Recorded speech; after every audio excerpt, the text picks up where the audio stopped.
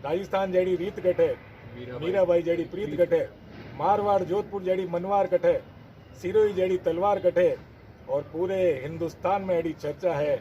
काफ़ी कॉमेडियंस जो है कपिल शर्मा, जो बड़े बड़े कॉमेडियंस हैं, बिल्कुल। उनके साथ भी स्टेज परफॉर्मेंस किया, तो सबसे पसंदीदा कॉमेडियन कौन से हैं आपके? नहीं,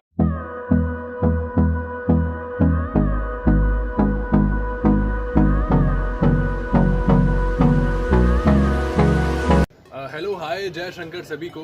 आपको पता ही है कि हम ऐसी शख्सियतों के साथ मौजूद रहते हैं जो अपना नाम, घर का नाम, देश का नाम, शहर का नाम और साथ वालों का नाम रोशन कर रहे हैं। आज मैं उस शख्सियत के साथ मौजूद हूँ कि अगर आवाज़ की दुनिया के बेताज बादशाहों में अगर नाम लिया जाए तो एक नाम उनका भी शरीक होता है। मैं बात कर रहा हूँ अरुण सिंह जी चौहान की, जो सिर्फ भारत में ही नहीं, भारत से बाहर, हमारे हिंदुस्तान से बाहर भी कई सम्मानों से नवाजे गए हैं। जैसा कि मैंने कहा था कि आवाज़ की दुनिया के बेताज बादशाह हमारे साथ हैं अरुण सिंह जी चौहान। सर बहुत बहुत स्वागत है आपका, बहुत बहुत शुक्रगुजार हूँ कि आपने अपना कीमती समय निकाल कर thank you Aditya, thank you.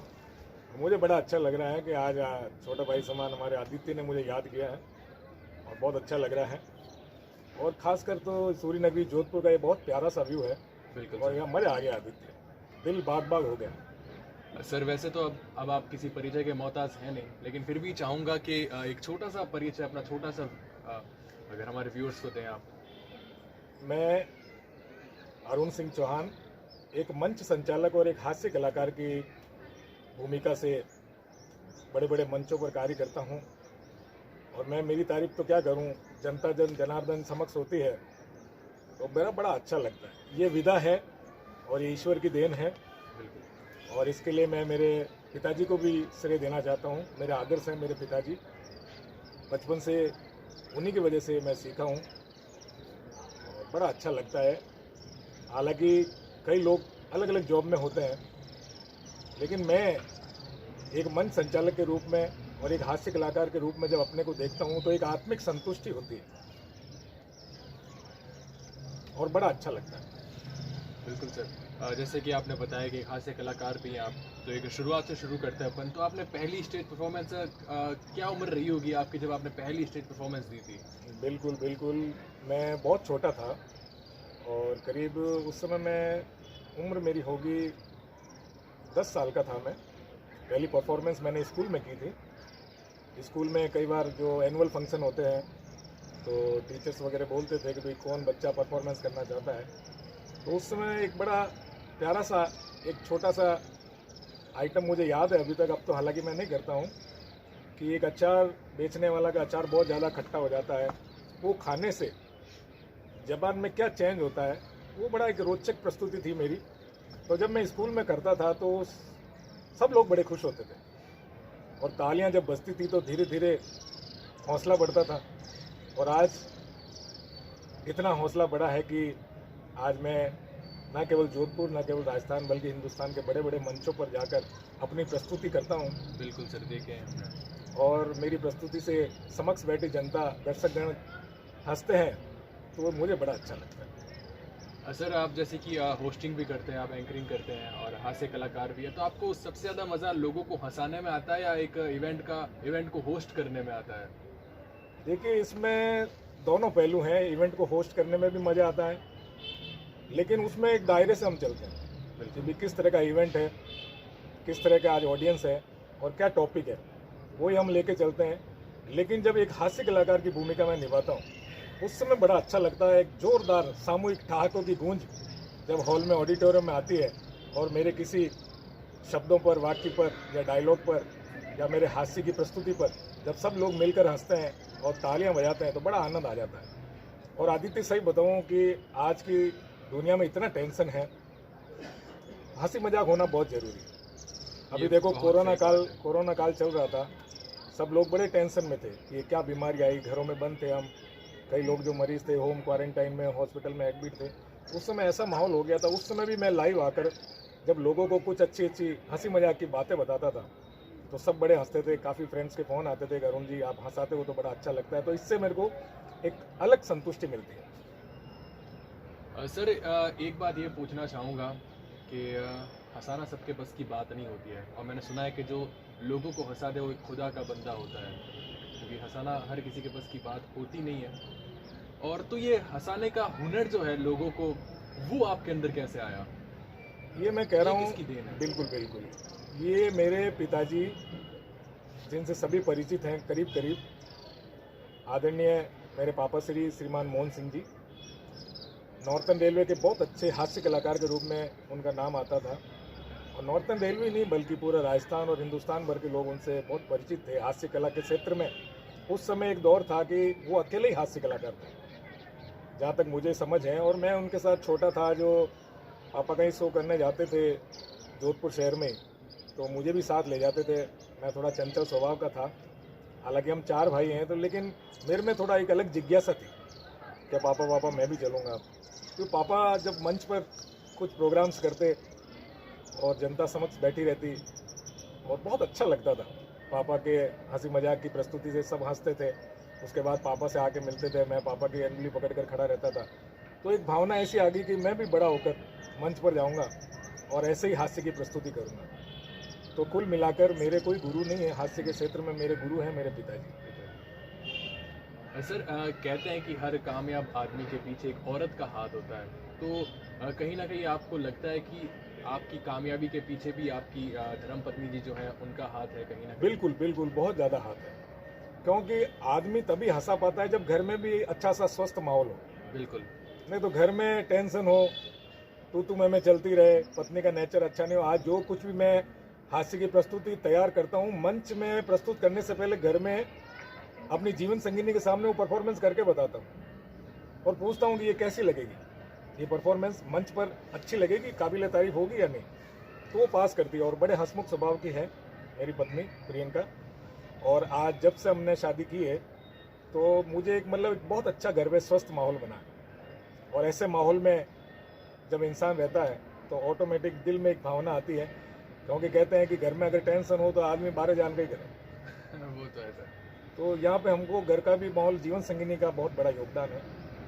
तो कभी स्टेज पे आप तो काफ़ी लोगों को हंसाते हैं, आप हंसते हैं खुद, तो कभी स्टेज पे कभी ऐसा पल नहीं आया जब आप खुद भावुक हुए हो? कुछ पल आए थे, और उसमें भावुक तो क्या मतलब, कई चीज़ें ऐसी होती है। जैसे एक मुझे याद है कि पूना में एक कार्यक्रम था और मेरी हास्य की प्रस्तुति वहाँ थी, काफ़ी मतलब अच्छा माहौल बना हुआ था। तो वहाँ पर करीब एक 12-13 साल का लड़का, जो विकलांग था, एक पाँव उसका काम नहीं करता था, एक हाथ काम नहीं करता था, वो अपने अंकल के साथ मंच पर आया और आकर मुझे 100 रुपये का नोट दिया कि अंकल बहुत अच्छा लग रहा है, बहुत मैं खुश हूँ।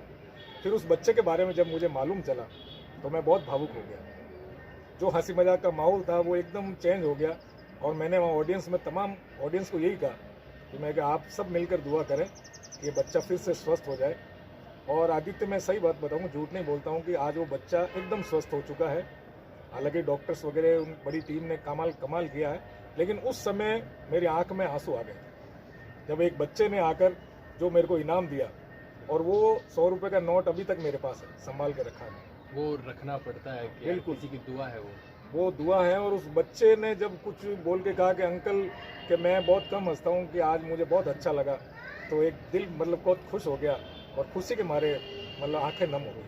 आज वो बच्चा भी स्वस्थ है। और सही कहा है किसी ने कि दुआओं में भी काफ़ी असर होता है, और दिल से की जाए दुआ तो काफ़ी असरदार होती है। बिल्कुल। और सर हमने काफ़ी आपके जो इंटरव्यूज़ आए थे पेपर्स में वो भी पढ़े, और हमने आपकी प्रोफाइल भी तहकीकात की थोड़ी सी, तो उसमें देखा कि आपने काफ़ी कॉमेडियंस जो है, कपिल शर्मा जो बड़े बड़े कॉमेडियंस हैं, उनके साथ भी स्टेज परफॉर्मेंस किया। तो सबसे पसंदीदा कॉमेडियन कौन से हैं आपके?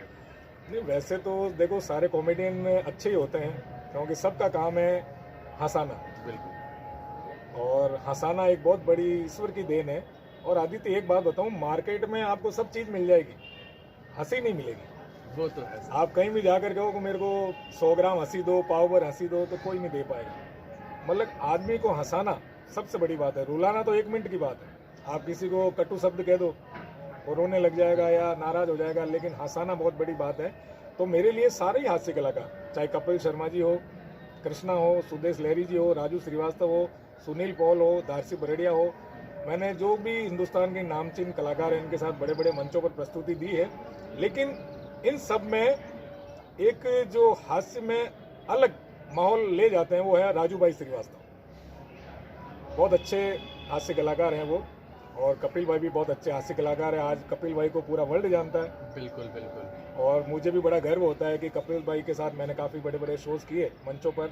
मुझे याद है उदयपुर नगर परिषद द्वारा टाउन हॉल में वहाँ पर एक शो था, वो कपिल भाई भी थे, और वो मैं ये बात इसलिए कह रहा हूँ कि वहाँ पर बड़े बड़े दिग्गज ये हास्य कलाकार थे, और इन सब के बीच में जब मेरी बारी आई तो जो मैंने हास्य की प्रस्तुति दी तो जनता ने मुझे रोका वंस मोर करके। तो उस समय मंच पर आकर कपिल भाई ने, राजू भाई ने, सब ने मेरी बहुत तारीफ की कि यार आज कमाल कर दिया अरुण, तूने कमाल कर दिया। तो ये एक बहुत बड़ा अच्छा लगता है ये अचीवमेंट। और सर आप काफ़ी सारे सम्मानों से नवाजे गए हैं, जोधपुर में नहीं, राजस्थान में नहीं, हिंदुस्तान में नहीं, बल्कि दुबई में भी आपको काफ़ी सम्मानों से नवाजा गया।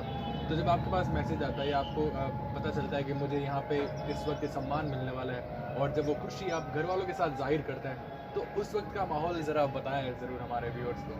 बिल्कुल, मैं जब नेपाल काठमांडू में सम्मानित होने वाला था तो उस समय घर पे मालूम चला सबको, न्यूज़पेपर में भी आया था, तो पापा जी बड़े खुश हुए, मेरी मिसेज बहुत खुश हुई।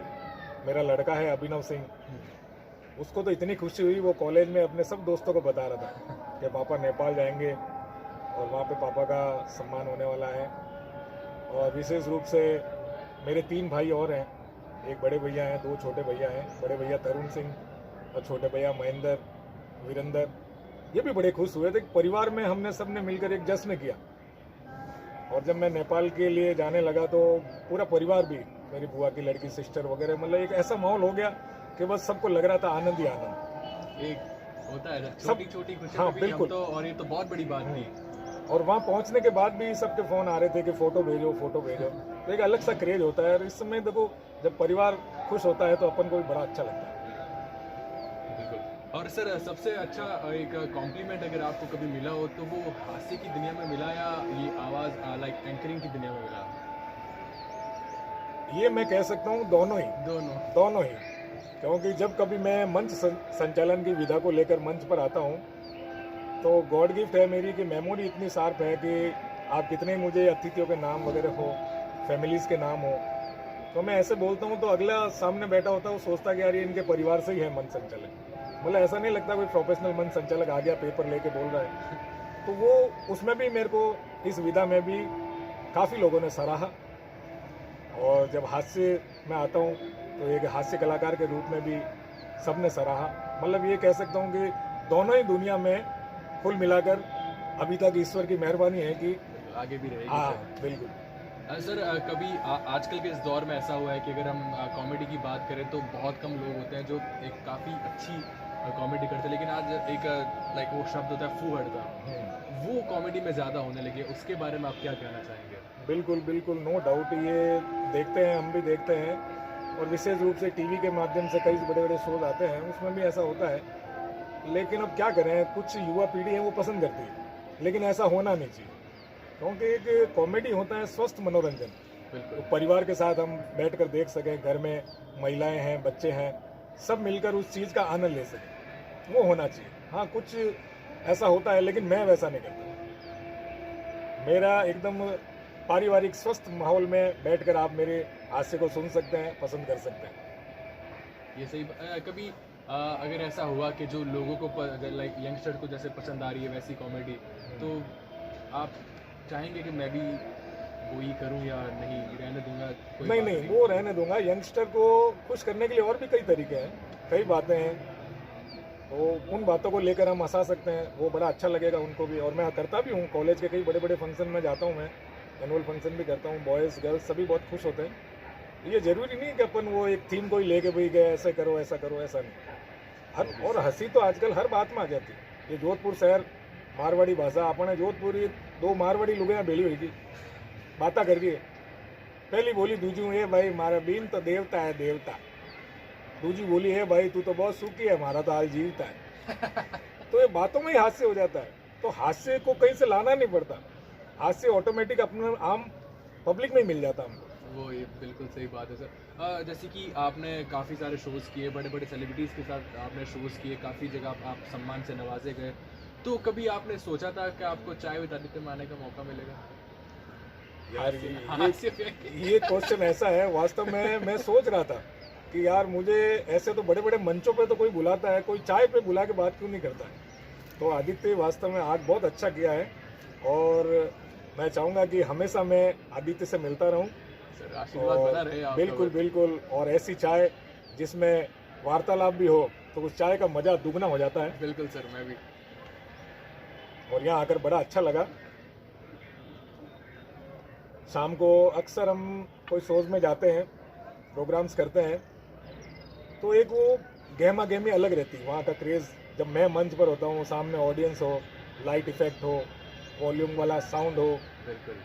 तो वो उस समय हम थोड़ा माहौल और भी हमारा अलग हो जाता है। लेकिन अभी रूटीन में नॉर्मल हम बात कर रहे हैं, तो अभी मैं न तो मन संचालक हूँ ना हास्य कलाकार हूँ, आपका बड़ा भाई समझ लो वो। सर जैसे कि ये जो जिस वेन्यू का अपन शूट करते हैं, जो है दीपक जी सोनी की, तो इस जगह के बारे में थोड़ा आप क्या कहना चाहेंगे? भी आपने काफ़ी देर पहले इस जगह का पूरा भ्रमण किया होगा, बिल्कुल, बिल्कुल, घूमे होंगे बिल्कुल, जगह, बिल्कुल, तो थोड़ा बिल्कुल। सा इसके बारे में बताया मैम। ये जगह तो यहाँ आते ही दिल बाग बाग हो जाता है। कैसल व्यू होटल सूर्य नगरी जोधपुर की शान है, और इस शान को न केवल हम जोधपुर वासी, न राजस्थान वासी, बल्कि हिंदुस्तान के बाहर से जो टूरिस्ट लोग आते हैं यहाँ पर, उन्होंने इतना ज़्यादा पसंद किया है। दीपक भाई से मैंने बात की थी कि वहाँ जाकर वो विदेशों में जो मैगजीन में उन्होंने कैसल व्यू के बारे में गुणगान किया था, और वहाँ के विदेशों की मैगजीन तक भी हमारा ये जोधपुर का कैसल व्यू पहुँच चुका है। बिल्कुल। और जब वो वहाँ से आपस में बात करते हैं और इंडिया भ्रमण के लिए आने की बात करते हैं, तो कहाँ कहाँ जाना है, क्या करना है, तो उसमें एक कैसल व्यू सूर्य नगरी जोधपुर, सन सिटी जोधपुर, ये नाम जरूर आता है, पहले आता है। बिल्कुल पहले आता है। यहाँ का व्यू देखो आप, अब मेरे पीछे पूरा जोधपुर शहर है, मेहरानगढ़ फोर्ट है, ये जोधपुर की आन बान, जोधपुर की आन बान शान है। क्या बात है, इतना प्यारा माहौल। सर एक बार फिर से आपका शुक्रिया अदा करता हूं मैं। और एक छोटा सा हम जो भी हमारे मेहमान आते हैं, एक मोटिवेशन जो मैसेज होता है हमारे व्यूअर्स को वो देते हैं, आपकी तरफ से क्या मोटिवेशन आप देना चाहेंगे सर? मोटिवेशन में मैं व्यूअर्स को इतना ही कहना चाहूँगा कि आप हमेशा खुश मिजाज ज़िंदगी से रहें, चेहरे पर मुस्कुराहट बनाए रखें, खुश रहें, हंसते रहें, और पूरे परिवार को हंसाते रहें, मित्रों को हंसाते रहें, क्योंकि जब आप हंसते रहोगे तो स्वस्थ रहोगे, स्वस्थ रहोगे तो मस्त रहोगे। तो यही है, हंसते रहें, स्वस्थ रहें, मस्त रहें, और इस वीडियो को लाइक करना ना भूलें, शेयर करना ना भूलें, इस चैनल को सब्सक्राइब करना ना भूलें। और इस व्यू के लिए, हमारे जोधपुर के लिए मैं इतना ही कहना चाहूँगा कि राजस्थान जैडी रीत कटे, मीराबाई जैडी प्रीत कटे, राजस्थान जैडी रीत कटे, मीराबाई जैडी प्रीत कटे, मारवाड़ जोधपुर जैडी मनवार कटे, सिरोही जैडी तलवार कटे, और पूरे हिंदुस्तान में ऐसी चर्चा है कि जोधपुर जैसा शहर भेर कटे, भेर कटे। बिल्कुल, जोधपुर जैसा और शहर। ये है हमारा प्यारा जोधपुर, सूर्य नगरी जोधपुर, और मैं जोधपुर का ही जाया जन्मा आपका दोस्त छोटा भाई अरुण सिंह चौहान। सर बहुत बहुत शुक्रिया। थैंक यू आदित्य, और हमेशा आप आगे बढ़ते रहो। आशीर्वाद है सर आपका। बिल्कुल बिल्कुल।